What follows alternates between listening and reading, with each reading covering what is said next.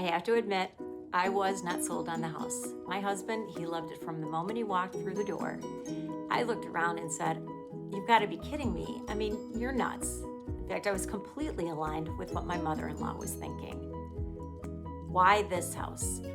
We had seen so many other houses that were in such better shape. And all I could see in this house was wallpaper that didn't even go across an entire wall, tired old fixtures, a patio that had seen better days, and of course the dog track in the backyard. The other houses we had seen really hit more of our notes, and all I could see with this house was time, energy, and money, and lots of it. The other houses, they didn't look like they needed time, energy, or money. They looked like I could move in right away. But I thought maybe if I give it one more chance, I'll see what my husband's seeing. I needed to see the house one more time to really understand what he was seeing in this house. So I called my real estate agent and asked her if I could see the house one more time without my husband.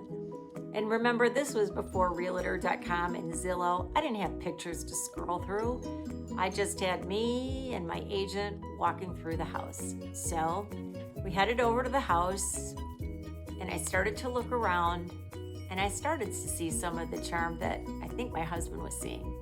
I saw built-in bookshelves and built-in china cabinets. I saw beautiful fireplaces and I saw arched doorways.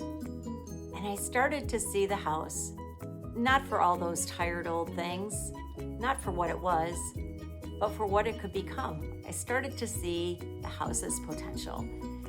And as I looked around, I saw the neighborhood and the location and thought, this is really where we want to build our life. I'm actually sitting in one of the only rooms of the house that haven't been contracted or expanded since we moved in. I may have refaced this fireplace once or twice. I think I've added crown molding. Draperies have been changed a couple times. But all in all, this room has stayed intact. Next week, I'll show you which room we kept for 3 years and how it all began.